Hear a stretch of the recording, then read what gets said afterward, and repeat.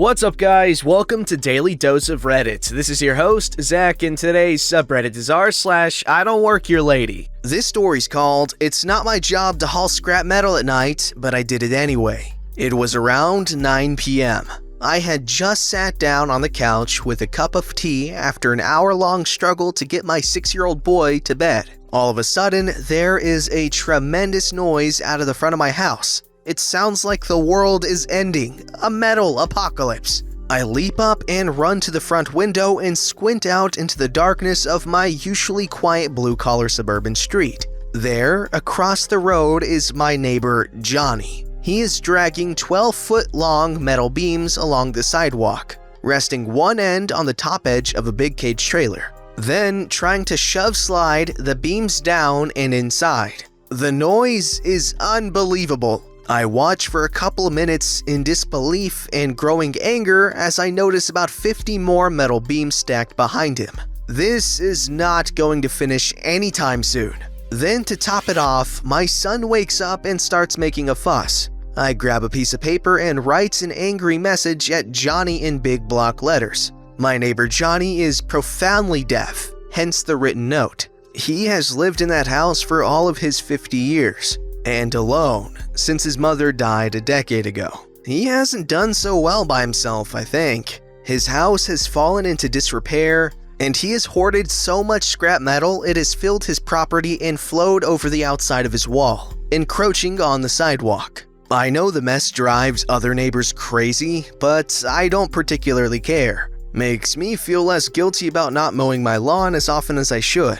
Apart from the eyesore, he's never bothered me in any way. I've barely had anything to do with him at all over the years, to be honest. At 9 p.m. last night, however, I was spitting mad. Another huge boom echoes outside. Fantasies of physical violence flash through my mind. The blood rage takes me. I grab my angry note, put on my slippers, and storm out the door in my pajamas, straight over to him. I am a tall, heavy-built, pretty mean-looking guy. Johnny is about 5'5" and looks like a shrunken version of Zach Galifianakis. My appearance startles him, and he looks up at me with a worried face, still holding one end of a metal beam, sweat running down his cheeks. I'm about to unleash on him. I look down at this small, hairy, deaf hobbit man in front of me. I look back across the street at my son watching us from behind the screen door. I look at the angry note in my hand. My anger evaporates and is replaced by something else. I feel ashamed. I consider how he's been deaf since birth and may not even realize how noisy he's being, and I feel even more ashamed. I shove the note in my pocket before he sees it. I point to my chest, then do a weightlifting motion with my hands. His face brightens, and he nods excitedly. I walk over and grab one end of a beam. He grabs the other. I start helping him haul these 90-pound metal beams into his trailer. After 20 minutes, I'm breathing hard, and we finally get to the last one. I feel him squeeze my arm. He's smiling up at me and mouths, "Thank you," the only word we exchanged the whole time. I nod and go home. A couple minutes later, I'm in the bathroom, washing the dirt and sweat away, and my son comes in. He's angry and confused, like a disappointed mob that didn't get to watch the hanging they were promised. "Why didn't you shout at him, Daddy? You should have taught him a lesson. He's an idiot." Idiots being the strongest word of my son's vocabulary. I sit him down on the couch and put my arm around him. Cuddle up. I talked to him about the different ways I could have handled that situation, and about neighbors and helping and being kind, and about how you meet all types of people in your life, and the story of the scar by my eye, and how much I regret the times I've been aggressive in my life. He's silent afterwards and seems to be deep in thought as I carry him back to bed. I drove past Johnny today, and he waved and did a bicep flex at me. Like, "Hey, aren't we the two metal-hauling muscle men of the street?" I couldn't help but chuckle. Well, that was wholesome. And I really appreciate how the Redditor here, he really took the opportunity to teach his son a lesson about not immediately resorting to violence, and how helping someone out can really benefit both of you guys, because the guy wanted the stuff in the trailer and he wanted him to shut the hell up. This story's called, I Almost Got in Trouble with a Manager I've Never Worked Under. First post here. I was directed here after telling a friend about this. So, a few months ago, I stopped working at a large chain retail or grocery store. I had worked there for around 2 years. They don't necessarily have a set uniform. Each department wears something slightly different but still with the store logo. Sometimes, if you're just filling in or are a new starter or temp without a uniform, you can just wear smart clothes, but still with the name tag. Cut to earlier today. I had just been to an interview, so I was wearing somewhat smart clothing, blouse and black trousers, and had popped into said store for some groceries on my way home.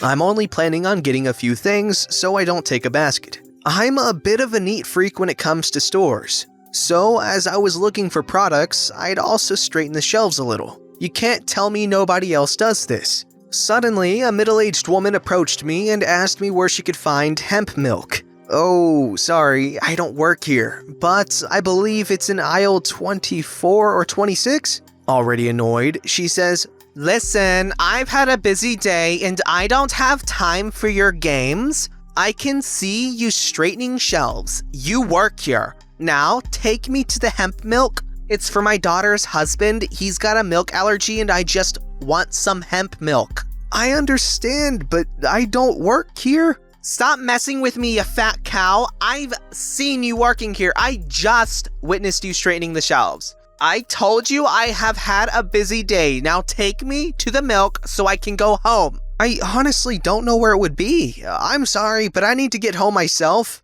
I move around her to carry on with my day, but as I do so, a manager I don't recognize walks down the aisle. The lady screams at him about me not helping her. I turn to him to explain that I don't work here, but before I can say anything, she's shouting and pointing at me. And there are customers around us watching what's going on. The manager is obviously new to the store and is likely embarrassed at the other customers looking at us. So asks the lady and I if we could come to the back of the store. This is normal. There's a couple of security rooms at the rear of the store for interviewing irate customers and staff that had broken rules, lost money, etc. I try to explain through her shouting that I don't work there, but I follow along anyway. The manager asks the lady to wait in one room whilst he opens the one next to it and waves me inside. Before I can speak, he starts saying that as a new starter, I should be trying to make a good impression on the company, and that I can expect to be fired for ignoring and being rude to a customer like that.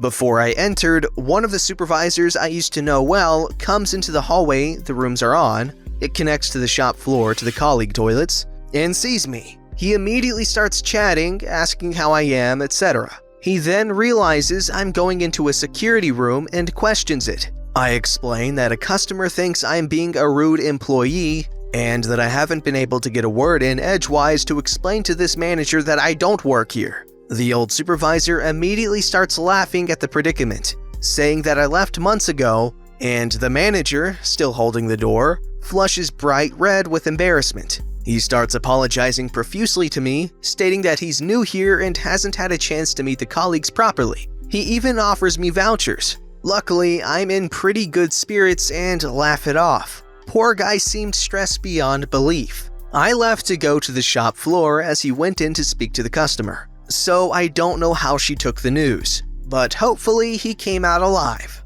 Isn't it a fantastic thing when you can just laugh something off? Because, I said again. I say that a lot, and you guys point that out in the comments, and now I'm self-conscious.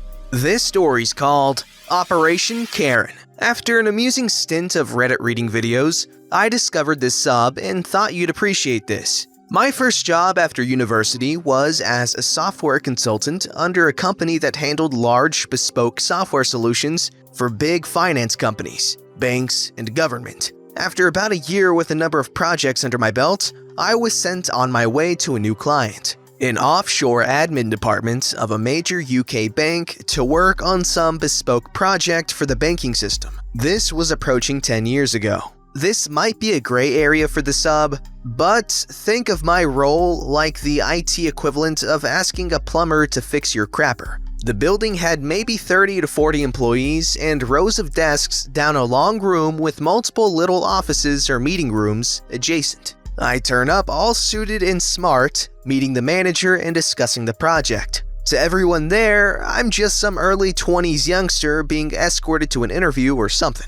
I turn up the next day, looking all greenhorn and being introduced to the IT department. The first days were pretty normal, people helping me with logins, desks, the basics of a new office job to any onlooker. I'd keep speaking to the same few IT department guys and joining them on their smoke breaks. That's when a mild case of the Karen started to seep in. I was introduced to her at some points, but I had no idea who she was or what she did, and I think that irked her. Rather than ask her colleagues and find out what I was doing, she assumed I'm just the new kid and I wasn't towing company line. This started with a joking, "I think the new guy should do the tea runs." British office after all. I obliged. I would offer tea at least once a day to her row of desks as well. The petty power play kept increasing with things like the Friday bacon run and, "Oh, if you're going to the printer, can you scan this for me?" She was trying to show herself as a senior and that she was my superior. I think the best one was her inviting me to a company meeting she led on current business issues. I'd been invited into many meetings before because part of my job is understanding the client's business. Then she started noticing things. I'd stroll in at 10:30 a.m. I'd leave at 4 p.m. I might have 2-hour lunch breaks. I was too casual with my sharp jeans and untucked black shirt, even though the IT department guys wore ratty jeans, trainers, and t-shirts. I'd also walk outside to take personal phone calls frequently. I was a consultant who attended our own company meetings and supporting all my other projects for other clients. I'm not on their payroll, I charge them for my time. You see, Karen was a senior in the operations team, the group who is in charge of making sure all of the menial business tasks are managed and clicking buttons on bespoke software that my colleagues made to basically keep this crap show afloat. Some of the guys in that team actually do keep their place together, but I don't think she did. And that's when I got accosted in the kitchen. "I don't think you're taking this job very seriously. I've been keeping track of your tardiness and I'm sure others have noticed too. I've just submitted a full briefing to your manager to let him know." In this case, the IT department actually spends 50% of their time away from their desks, so she thinks I'm playing them when they aren't around. In reality, I'm there when they're there. I'm not an employee, Karen, I work for company. Amusingly, she never once engaged as a human being beforehand. This shocked her. In a huff, she walks out. I think she's angry that she's in the dark, and I'm sure she's just sent a serious case of the Karen mail. Problem is, I'm under a non-disclosure agreement because I'm working on a system that has a rather large access to the information of all the banking hardware and software, and our policy is to not talk about it with anyone not directly involved. One of her team was my go-to guy for access and details. To her, my account was a basic no-access account. I'd log in, then remote onto a virtualized workstation that was just out of her jurisdiction, managed by the IT guys. Here's the kicker. I think there was office politics about the email she sent out, but I didn't have a company email address to join in on the fun. My IT colleagues had actually noted all the time she approached me to do menial tasks and new boy errands, to which I charged £250 per hour, under admin or contingency budgets. She racked up enough costs to easily cover hiring a junior employee. The reason why she wasn't informed, as I found out later that year for a new project, was that I was building a centralized intranet service that managed all the banking server information, hardware details, licenses, permission systems, and so forth in a way to hand control back to the qualified IT guys and severely lighten up the redundant parts of the operations team who are frankly unqualified to manage banking infrastructure. She was in her early 50s, pushing close to a 6-figure salary to run through a daily checklist she wrote in Excel of jobs to delegate out to others. Essentially got paid a lot to do nothing, for years on end. Being a consultant is a funny job, a tough one at times. Some people treat you like their knight in shining armor as you fix all their crap or improve their daily lives. Others see you as scammers, and others see you as the horsemen of their incompetency. Karen, however, couldn't see 2 feet in front of her superiority complex Until a naive 23-year-old automated her job. She wasn't there a few months later when I came back to build upon the previous work. Wow, Karen just got obliterated.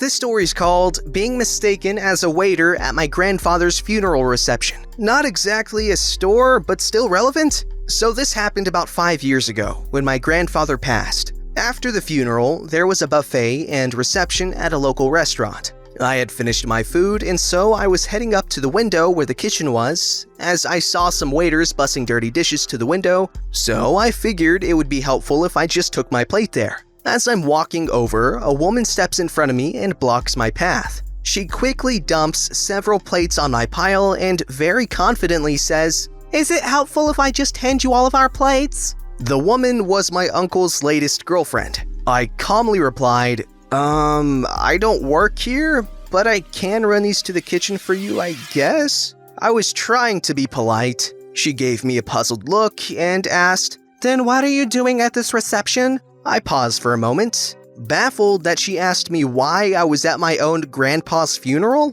I didn't respond and just walked away. She sits back down next to my uncle and points to me and gives me a nasty look as she is talking to my uncle, presumably asking him who I was. He came up to me a few minutes later and apologized that she had assumed I worked there and just threw a bunch of dishes at me. I saw her outside as we were leaving the restaurant. She came up to me again and said, "That was very rude of you to walk away from someone who is talking to you, young man." I was about 15-ish at the time. It's ruder to give someone else your dirty dishes, especially when that someone just lost their grandfather. But I guess no one's ever taught you any manners, I said as I was climbing into my mom's van. I never saw her again. My uncle dumped her basically right after that. Alright guys, I'm gonna say something potentially snotty and you know what? No, I don't apologize. This is who I am. I'm kidding. I'm sorry if I'm rude. But if you're dating someone and you go to a family sort of event, you know, that you probably have no business being there,